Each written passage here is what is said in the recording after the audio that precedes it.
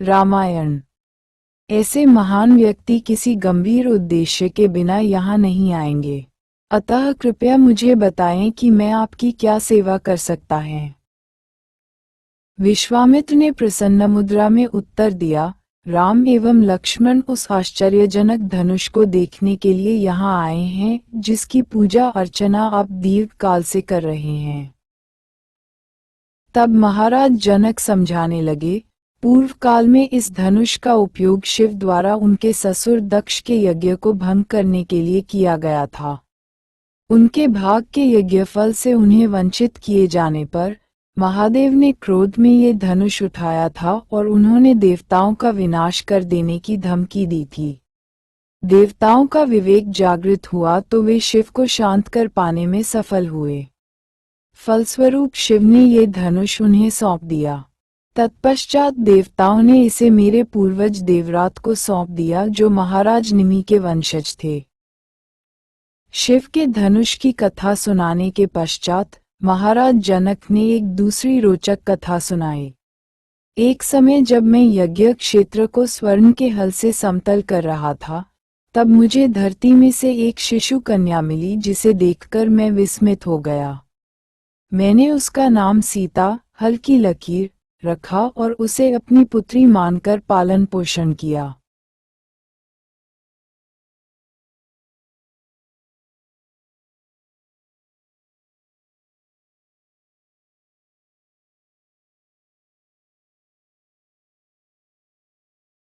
बालकांड। युवा होने पर विवाह के इच्छुक अनेक योग्य राजकुमार उसके साथ परिणय का प्रस्ताव लेकर आए।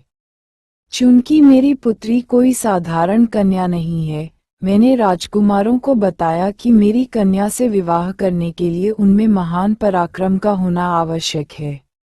इसके लिए मैंने उनके सामने शिव का धनुष रखकर प्रत्यंचा चढ़ाने के लिए कहा। कोई भी उसे न पकड़ सका और न उठा सका, फिर उसे मोड़ने या प्रत्यंचा चढ़ाने के विषय में क्या कहना। अधिकांश राजकुमार अपमानित होकर लौट गए एवं मिथिला पर आक्रमण करने के लिए एकजुट हो गए। 12 मास तक भीषण युद्ध चलता रहा। अंततः जब मेरी सेना कमजोर पड़ने लगी, तब मैंने देवताओं से सहायता हेतु प्रार्थना की। मेरी प्रार्थना के फलस्वरूप उन्होंने कृपापूर्वक सेना भेजी और उसे देखते ही शत्रु भय के कारण पलायन कर गए। चूंकि राम शिव के धनुष को देखना चाहते हैं, अतः मैं उसे इनके सामने लाऊंगा।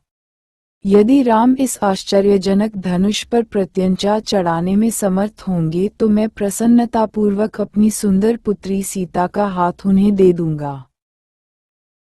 शीघ्र ही 500 शक्तिशाली पुरुषों ने उस विशाल धनुष को खींचा, जो एक पिटारे में बंद था एवं 8 पहियों वाली एक गाड़ी पर रखा था।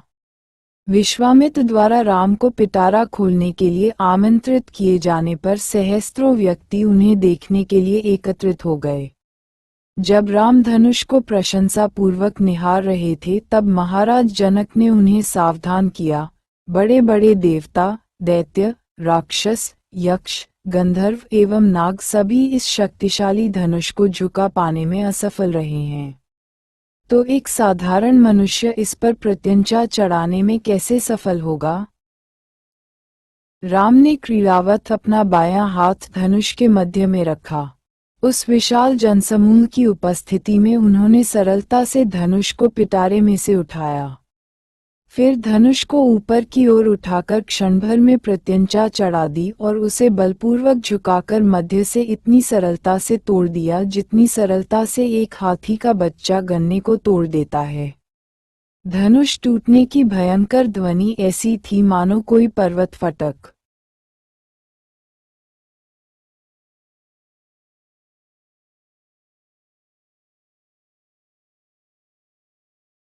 रामायण। नष्ट हो गया हो। ध्वनि की तीव्रता के कारण विश्वामित्र, जनक, राम एवं लक्ष्मण को छोड़ अन्य सभी भूमि पर गिर गए।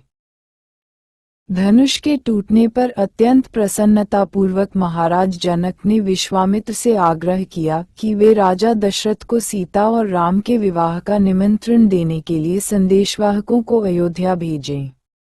3 दिवस पश्चात जब वे महाराज दशरथ की राजसभा में पहुंचे तब उन्होंने राम द्वारा धनुष तोड़े जाने तथा सीता के साथ उनका विवाह तय किए जाने की घटना का वर्णन किया। ये सुनकर महाराज दशरथ अत्यंत प्रसन्न हुए। तब महाराज दशरथ ने वशिष्ठ एवं वामदेव से परामर्श करके यह निर्णय लिया कि अगले दिन ही वे सभी मिथिला के लिए प्रस्थान करेंगे। अगली सुबह अपनी सेना सहित महाराज दशरथ कुलपुरोहित को सबसे आगे रखकर तथा प्रचुर मात्रा में धन लेकर रवाना हुए।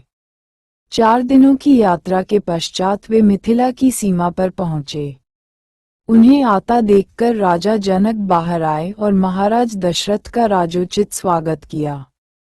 तत्पश्चात जब महाराज दशरथ अपने दोनों पुत्रों से मिले तब ये तय किया कि अगले दिन शुभ मुहूर्त में विवाह के पूर्व की रीतियां प्रारंभ कर दी जाएं।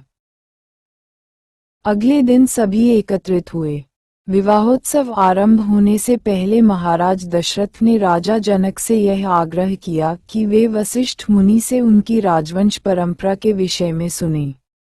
इस प्रकार से आग्रह किए जाने पर महान मुनि वशिष्ठ ने रघुवंश का इतिहास सुनाया। मरीचि ब्रह्मा के पुत्र थे एवं मरीचि के पुत्र कश्यप थे। कश्यप के पुत्र सूर्यदेव विवस्वान थे तथा विवस्वान के पुत्र मनु थे। वैवस्वत मनु के पुत्र इक्ष्वाकु थे जो अयोध्या के प्रथम शासक हुए। अनेक पीढ़ियों के पश्चात इक्ष्वाकु की वंश परंपरा में महाराज भरत हुए जिनके पुत्र असित अपने शत्रुओं हेहियों तालजंगों एवं शशबिंदुओं द्वारा पराजित कर दिए गए। इस प्रकार से पराजित होकर असित अपनी दोनों पत्नियों के साथ हिमालय चले गए।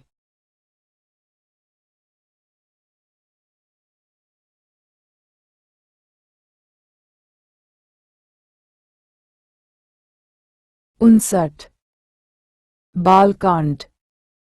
जब असित का निधन हुआ तब उनकी विधवा जिसका नाम कालिंदी था गर्भवती थी। उनकी दूसरी विधवा ने ईर्ष्यावश कालिंदी के गर्भस्थ शिशु की हत्या करने के उद्देश्य से भोजन में विष मिलाकर कालिंदी को दे दिया।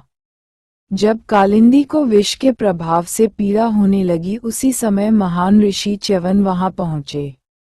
कालिंदी ने अश्रुपूर्ण नेत्रों सहित शिशु के जीवित रहने का वरदान उनसे मांगा। ऋषि ने उसे आश्वासन दिया कि विष निकलने के साथ ही उसे एक पुत्र प्राप्त होगा। इस असामान्य परिस्थिति के कारण कालिंदी के पुत्र का नाम सगर, जो विष के साथ जन्मा हो, रखा गया।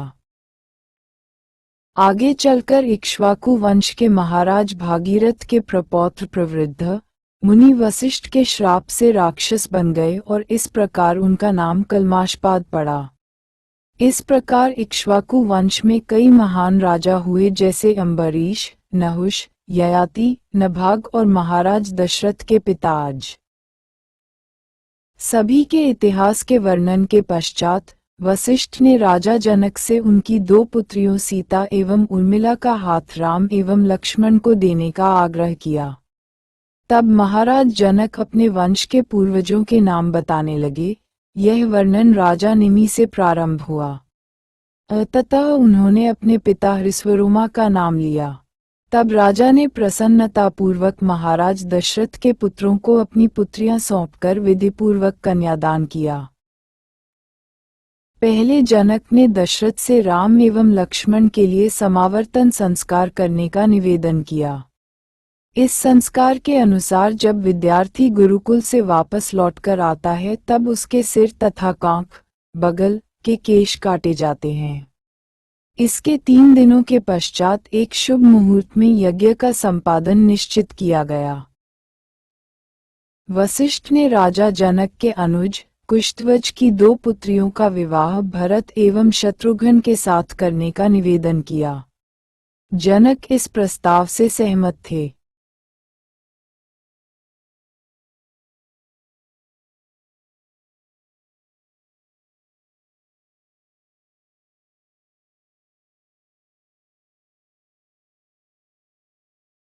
रामायण।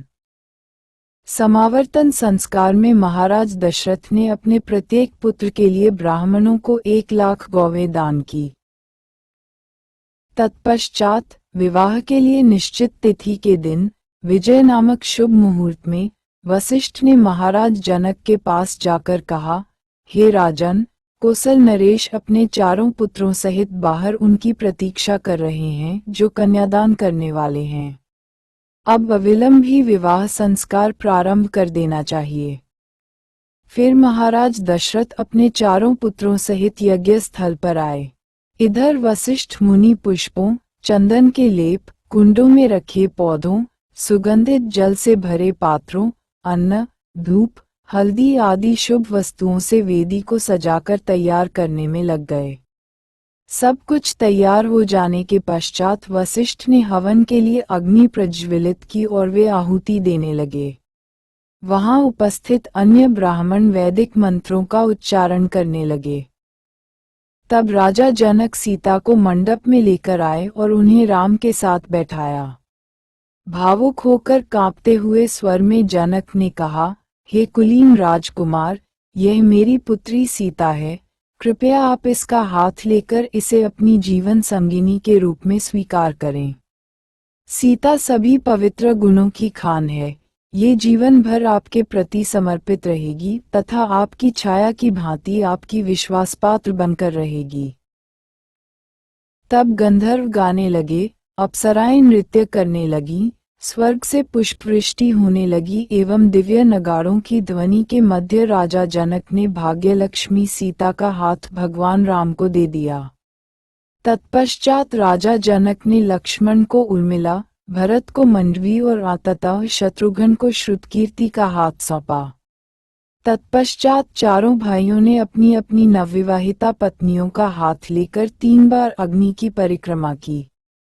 फिर उन्होंने राजा जनक एवं ऋषियों की भी परिक्रमा की। सीता को पाकर, जो पूर्ण माधुर्य एवं सदाचार की साक्षात मूर्त रूपा थी, राम को असीम संतोष एवं प्रसन्नता का अनुभव हुआ। उसी प्रकार सीता को भी अपने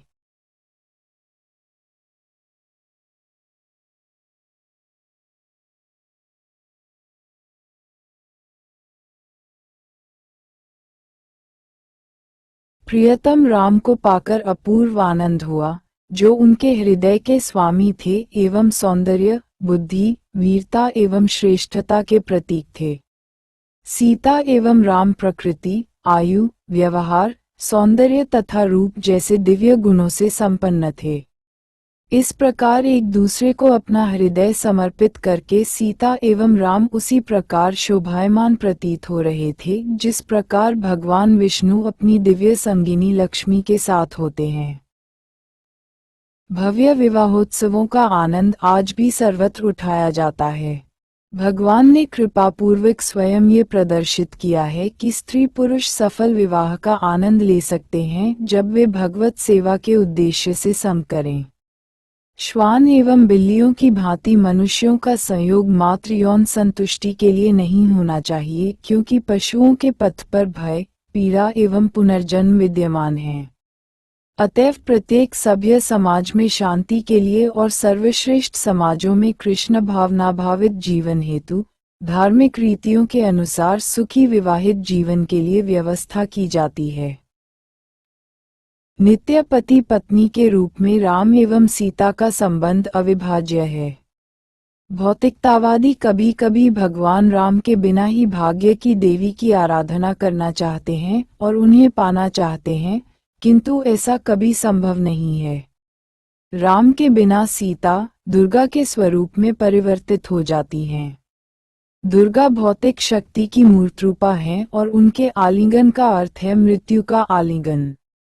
किंतु यदि हम भगवान राम या भगवान कृष्ण को प्रसन्न करने के लिए ध्यान करें तो भाग्य की देवी हम पर स्वतः प्रसन्न हो जाएगी। पारिवारिक संबंधों सहित एक सफल जीवन का रहस्य है भगवान पर केंद्रित जीवन तथा उनकी सेवा करना ही हमारे प्रयासों का उद्देश्य होना चाहिए। दिवसोत्सव समाप्त होने के पश्चात विवाह दल ने रात्रि को विश्राम किया। अगली सुबह विश्वामित्र मिथिला छोड़कर हिमालय के लिए चले गए।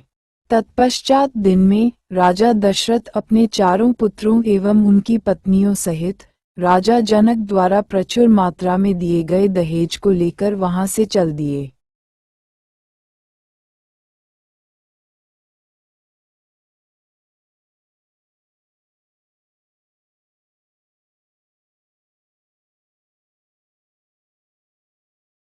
रामायण।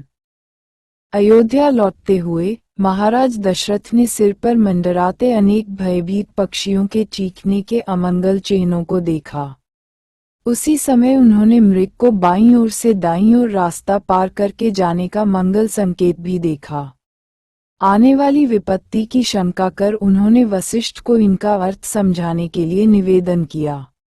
ऋषि ने उत्तर दिया, चीखने वाले पक्षी संभावित आपत्ति का संकेत देते हैं, किंतु बाईं से दाईं ओर मृग का जाना ये संकेत करता है कि इसमें चिंता करने की कोई बात नहीं है।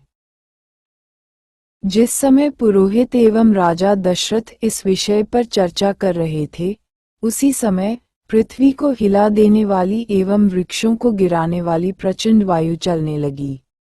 धूल उड़कर सभी दिशाओं को आवृत करने लगी। ऐसा अंधेरा छा गया कि महाराज दशरथ, उनके पुत्र वशिष्ठ एवं अन्य ऋषियों को छोड़कर सभी भ्रमित होकर भयग्रस्त हो गए। अकस्मात प्रसिद्ध एवं पराक्रमी योद्धा परशुराम प्रकट हुए। उनके दाएं कंधे पर फरसा था, बाएं कंधे पर धनुष था, हाथों में शक्तिशाली बाण था तथा केश जटा के रूप में बंधे हुए थे। ऋषि परशुराम ने 21 बार क्षत्रिय समुदाय का विनाश करने के पश्चात क्रोध त्याग कर तपस्या करने की प्रतिज्ञा की थी, अतः उनके इस भयंकर रूप को देखकर सभी चकित थे। जब ऋषिगण उनके पुनः क्रोधित होने को लेकर आश्चर्यचकित थे, तभी जमदग्नि के पुत्र परशुराम ने भगवान राम को संबोधित करते हुए कहा, शिव के धनुष को तोड़कर तुमने निश्चय ही वीरतापूर्ण कार्य किया है, किंतु मैं उससे भी विशाल धनुष लेकर आया हूँ, जो भगवान विष्णु का है। यदि तुम स्वयं को एक महान वीर समझते हो तो ये धनुष लो और इस पर प्रत्यंचा चढ़ाओ। यदि तुम इस बाण को इसकी पूरी लंबाई तक खींच पाओगे तब मैं तुम्हें युद्ध करने के योग्य समझूंगा। परशुराम की चुनौती सुनकर राजा दशरथ शोकाकुल हो उठे कि कहीं वे अपने पुत्र को खो न दें। कांपते हुए स्वर से राजा ने निवेदन किया, हे ऋषियों में श्रेष्ठ,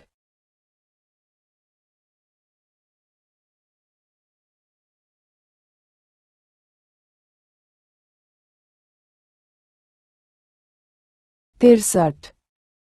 बालकांड। परशुराम, कृपया आप अपने क्रोध के आवेग को छोड़ दें। मैं युद्ध न करने की आपकी प्रतिज्ञा का आपको स्मरण करवाता है। कश्यप को पृथ्वी सौंपकर आप महेंद्र पर्वत पर तपस्या करने चले गए थे, किंतु परशुराम ने दशरथ की ओर ध्यान नहीं दिया और राम को संबोधित करके कहने लगे, शिव एवं भगवान विष्णु दोनों के ही धनुष विश्वकर्मा द्वारा बनाए गए हैं। इनमें से एक धनुष त्रिपुरासुर का वध करने हेतु शिव को दिया गया था। एक दिन जब शिव ने उस दैत्य का वध कर दिया तब देवताओं ने उत्सुक होकर ब्रह्मा से जाकर पूछा, भगवान विष्णु एवं शिव में से अधिक शक्तिशाली कौन है? देवताओं की शंका का समाधान करने के लिए ब्रह्मा ने उन दोनों के मध्य टकराव करवाने की व्यवस्था की। फलस्वरूप एक भीषण युद्ध छिड़ गया। युद्ध के दौरान भगवान विष्णु ने शिव के धनुष की डोरी काट दी एवं मात्र एक कोलाहलपूर्ण गर्जना द्वारा ही शिव की इंद्रियों को मूर्छित कर दिया। देवताओं की प्रार्थना पर युद्ध बंद कर दिया गया। जिस किसी ने भी वह युद्ध देखा, उसने यही निष्कर्ष निकाला कि भगवान विष्णु हर प्रकार से शिव से श्रेष्ठ हैं। किंतु शिव अपनी पराजय से क्षुब्ध थे तथा देवताओं के निर्णय से अपमानित हुए। विषादग्रस्त एवं खिन्न होकर उन्होंने विदेह के राजा देवरात को वह धनुष दे दिया। भगवान विष्णु ने अपना धनुष महान मुनि ऋचिक को दिया, तत्पश्चात उन्होंने उसे अपने पुत्र जमदग्नि को दिया। किंतु मेरे पिता जमदग्नि ने इस धनुष का कभी प्रयोग नहीं किया, क्योंकि उन्होंने अपने प्रति किए गए अहित का प्रतिकार न करने की प्रतिज्ञा की थी। तत्पश्चात उनसे ये धनुष मुझे प्राप्त हुआ और कार्तवीर्यार्जुन से अपने पिता के वध का प्रतिशोध लेने के लिए मैंने 21 बार क्षत्रियों का विनाश किया। तदुपरांत मैं पृथ्वी का एकमात्र शासक बन गया। मेरे द्वारा हुए क्षत्रियों के वध का प्रायश्चित करवाने के लिए जब कश्यप ने मेरी ओर से महान यज्ञ का संपादन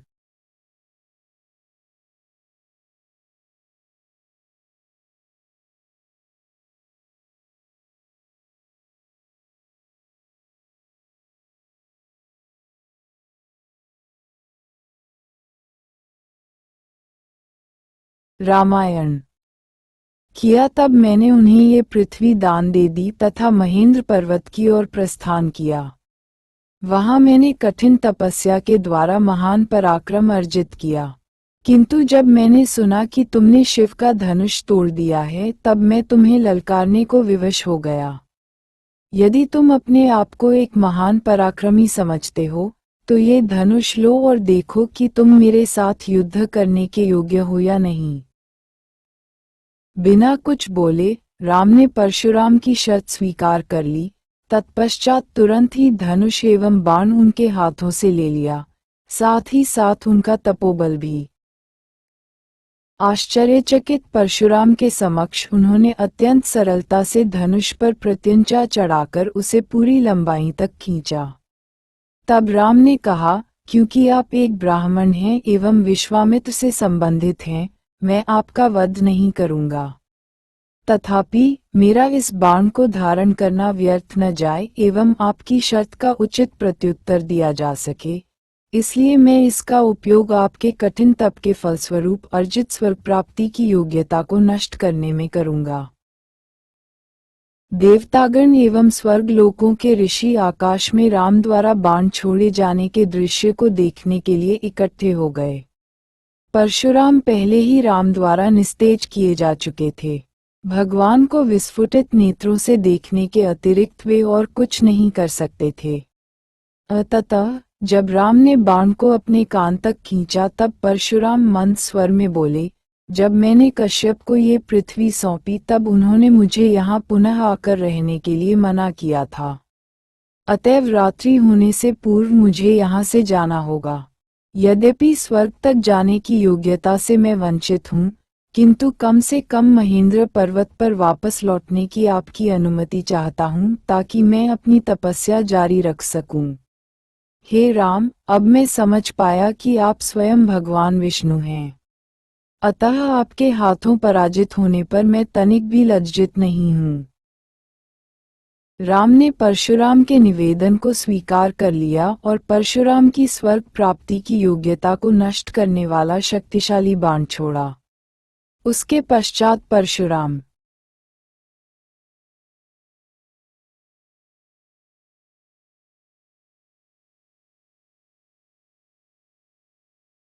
बालकांड महेंद्र पर्वत लौट गए। उनके जाते ही आकाश में पहले से छाया हुआ घना अंधकार पुनर्तः छट गया। आकाश से देवता पूर्ण उत्साह के साथ भगवान राम का यशोगान और उन पर सुगंधित फूलों की वर्षा करने लगे। तब भगवान राम ने भगवान विष्णु का धनुष वरुण को दे दिया। फिर उनके दल ने प्रस्थान किया। घर पहुंचकर राजा दशरथ के चारों पुत्र अपनी पत्नियों सहित सुखी जीवन व्यतीत करने लगे। कुछ समय पश्चात अश्वपति के पुत्र एवं भरत तथा शत्रुघ्न के मामा राजा युधाजित अपने भांजों को अपने संग रहने का निमंत्रण देने के लिए अयोध्या आए।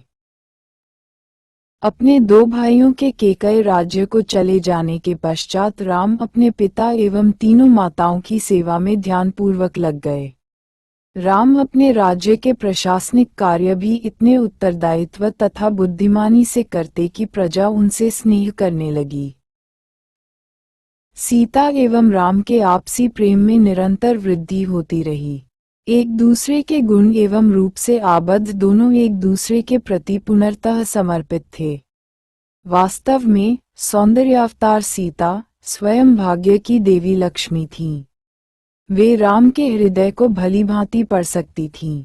अपने पति को सदैव प्रसन्न रखने के लिए सीता दृढ़ प्रतिज्ञ थीं, वे स्त्रियोचित मर्यादा एवं पवित्रता का प्रतीक थीं। इस प्रकार का आचरण करते हुए उन्होंने शीघ्र ही भगवान राम के हृदय को जीत लिया।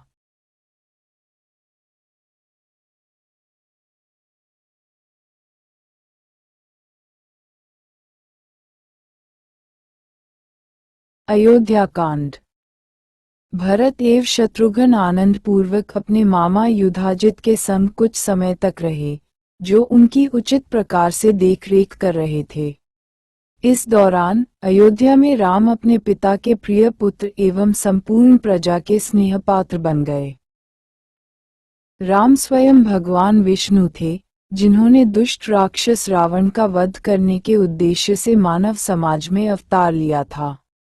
पूर्ण पुरुषोत्तम भगवान होने के नाते भगवान राम ने स्वयं को सर्व सद्गुणों के आगार के रूप में प्रस्तुत किया। राम के सुंदर शारीरिक लक्षण दर्शन करने वालों के नेत्रों को पूर्ण संतुष्टि प्रदान करते थे। राम ने एक साहसी एवं वीर क्षत्रिय की भूमिका निभाई, तथापि वे आत्मसंयमी, आत्मसंतुष्ट और ईर्ष्या रहित थे। उनके शब्दों तथा व्यवहार में विनम्रता थी। राम अन्यों के द्वारा की गई आलोचना का प्रतिकार नहीं करते थे तथा अल्प करुणा के प्रदर्शन द्वारा भी प्रसन्न हो जाते थे। वे सदैव क्षमाशील एवं अपने पद के प्रति नम्र थे। राम केवल पुण्यात्माओं एवं श्रेष्ठ विवेक वाले व्यक्तियों की संगति स्वीकार करते थे। वे उदार थे तथा अतिथियों का स्वागत करने में अग्रणी थे। राम दृढ़ सत्यावलंबी थे एवं ब्राह्मणों का सम्मान करते थे। उन्हें प्रजा से स्नेह था तथा प्रजा उनसे स्नेह करती थी। राम ने सदैव ही धार्मिक सिद्धांतों का अनुसरण किया और वे सभी शास्त्रों में पारंगत थे। वे युवा शक्ति के प्रतीक थे और चरित्र विश्लेषण में प्रवीण थे। वे अपराधियों को दंड देने में तथा परोपकारियों को पुरस्कृत करने में तत्पर थे। एक घुड़सवार एवं धनुर्धर के रूप में राम सबसे अग्रणी थे तथा वे महानतम रथ योद्धा भी थे। वस्तुतः राम तीनों लोकों के स्वामी एवं काल के नियंत्रक थे। वे महान देवताओं एवं दैत्यों द्वारा भी अजेय थे। महाराज दशरथ ने 60,000 वर्षों तक अपने राज्य पर शासन किया। वृद्धावस्था तथा थकान के कारण उन्होंने राजकीय कर्तव्यों से निवृत्त होने की इच्छा प्रकट की।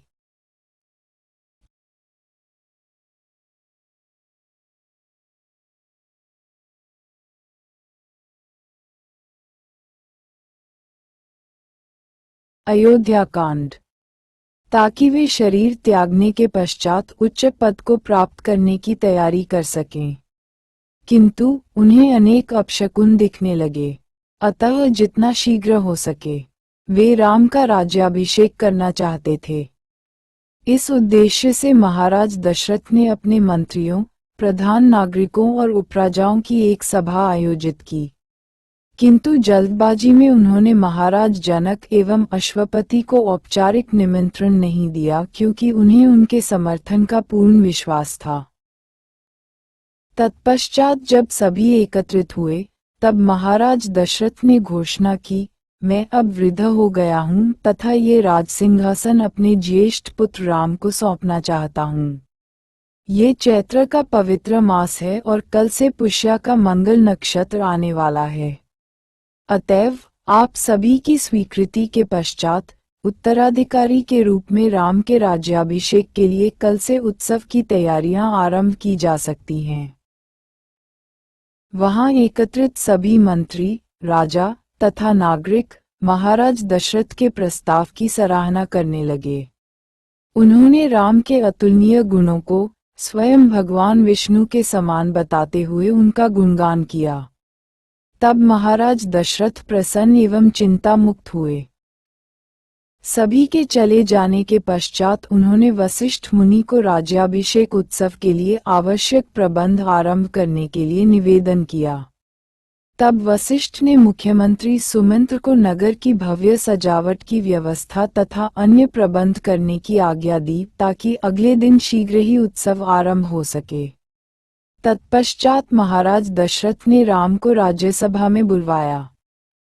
शीघ्र ही राम राजसभा में अपने पिता के समक्ष पधारे। अपने पिता के पास पहुंचकर राम ने हाथ जोड़कर आदर प्रकट किया तथा उन्हें दंडवत प्रणाम किया। तब महाराज दशरथ ने अपने पुत्र को उठाकर प्रेमपूर्वक उनका आलिंगन करते हुए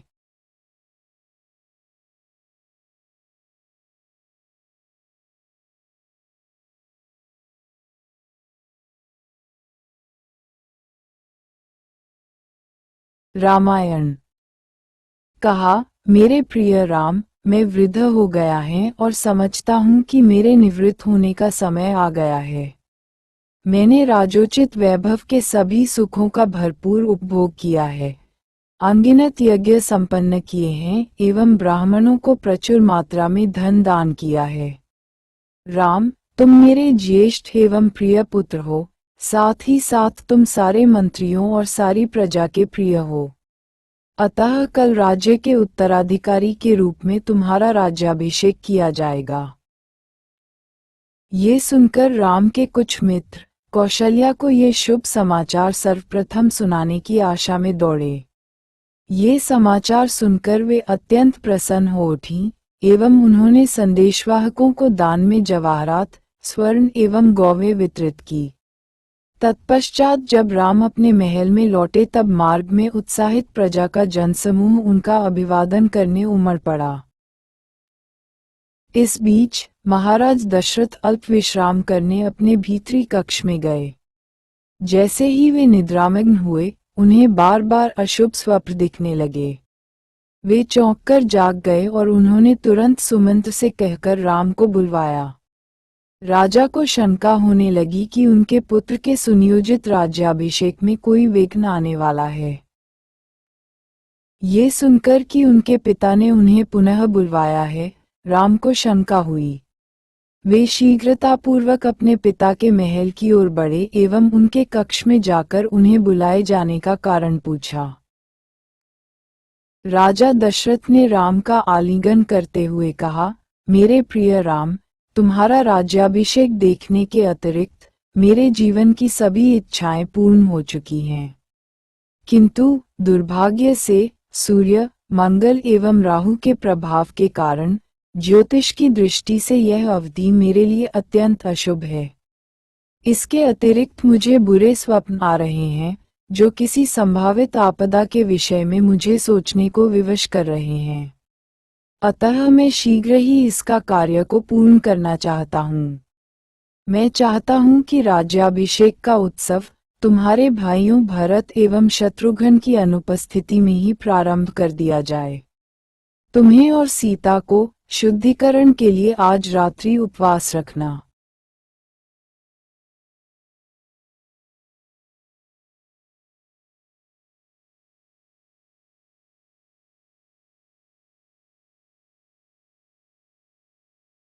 अयोध्या कांड चाहिए, फिर कल प्रातः स्वयं को राज्याभिषेक के लिए तैयार रखना। अगले दिन की योजना के विषय में सीता को सूचित करने के लिए राम अपने महल में गए। जब उन्होंने उन्हें वहां नहीं पाया तब वे कौशल्या के कक्ष में गए। वहां उन्होंने देखा कि सीता राम के सौभाग्य के लिए घर में प्राण प्रतिष्ठित भगवान नारायण के श्री विग्रह से श्वास अवरोधित किए तथा आधे नेत्र बंद किए मौन बैठकर प्रार्थना कर रही थी। कौशल्या, जो लक्ष्मण एवं सुमित्रा के साथ थीं, राम को देखकर उनका अभिवादन करने उठीं।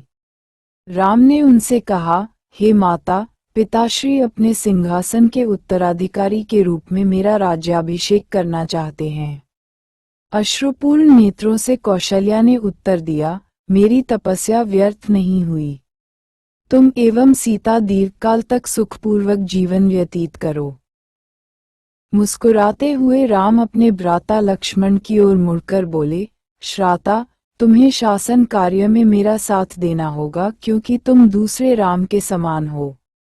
वस्तुतः तुम्हारे बिना मैं राजोचित वैभव अथवा जीवन में किसी सुख को पाने की कल्पना भी नहीं कर सकता। तत्पश्चात राम प्रसन्नचित होकर अपने महल लौट आए। सीता एवं राम ने मिलकर भगवान नारायण की आराधना की तथा रात्रि में विश्राम किया। इस बीच नगर की प्रजा हर्ष से आगामी उत्सव की तैयारी में लग गई। अयोध्या के मार्ग सुगंधित जल से धोए गए एवं उन पर सुगंधित पुष्प बिछाए गए। प्रत्येक घर एवं मिलने जुलने के स्थलों पर प्रज्वलित रंगीन ज्योति के कारण रात्रि भी दिवस के समान प्रतीत हो रही थी। समुद्री लहरों के समान कोलाहल करता विशाल जनसमूह उमड़ पड़ा। असंख्य हाथी, घोड़े एवं ऊंट सागर में रहने वाले विशाल जलचर प्राणियों की भांति प्रतीत हो रहे थे। महाराज दशरथ के संग कैकई के विवाह के समय उनके पिता कैकयराज अश्वपति ने अपनी पुत्री कैकई के साथ मंथरा नाम की एक कुबड़ी दासी को भेजा।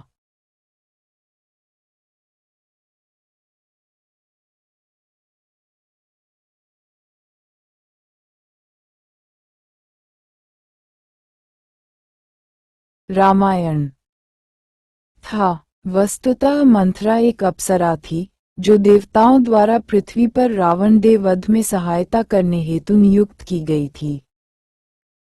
राम के राज्याभिषेक दिवस के पूर्व सायंकाल में मंथरा महल की छत पर जा पहुंची। वहां से उसने अयोध्या नगरी को भव्य रूप से सुसज्जित तथा मार्गों पर आनंदमग्न प्रजा के विशाल जनसमूह को देखा।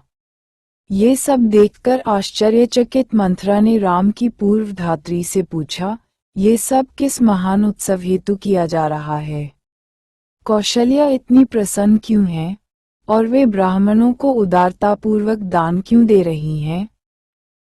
उस धात्री ने प्रसन्नतापूर्वक उत्तर दिया, कल पुष्य नक्षत्र का मंगल मुहूर्त आने वाला है। सुअवसर का लाभ लेते हुए महाराज दशरथ अपने राजसिंहासन के उत्तराधिकारी के रूप में राम का राज्याभिषेक करेंगे। इस अनपेक्षित समाचार ने मंथरा के ईर्ष्यालु हृदय को भेद दिया। इसे राजा द्वारा रचा गया षड्यंत्र समझकर वह अकस्मात क्रुद्ध हो उठी एवं कैकई को ढूंढने लगी। अपनी स्वामिनी को शांतिपूर्वक अपने कक्ष में शैया पर लेटे देखकर आश्चर्यचकित मंथरा बोली, उठो, उठो, नासमझ, क्या तुम इस उपद्रव को नहीं देख सकती, जो तुम्हारा नाश करने वाला है? क्या तुम अपने पति के मधुर शब्द जाल में इस प्रकार फंस गई हो कि आंखों के सामने जो कुछ घट रहा है, तुम्हें उसका भी ज्ञान नहीं है? कैकई ने अनभिज्ञतापूर्वक उत्तर दिया कि उसे अपने पति के कार्य में कोई दोष दिखाई नहीं पड़ता। इससे मंथरा और अधिक क्रुद्ध हो उठी। चित्ताकर्षक वक्तव्य कला में निपुण मंथरा ने कैकई से कुछ इस प्रकार बोला कि अंततः कैकई को अपने पति पर संदेह होने लगा। कैकई की हितैषी बनने का ढोंग करती हुई मंथरा ने आगे बोला, निश्चय ही तुम अपने पति द्वारा राज्य के उत्तराधिकारी के रूप में राम का राज्याभिषेक किए जाने की योजना से अवगत हो। क्या तुम्हें अपने पति का छल नहीं दिखाई देता?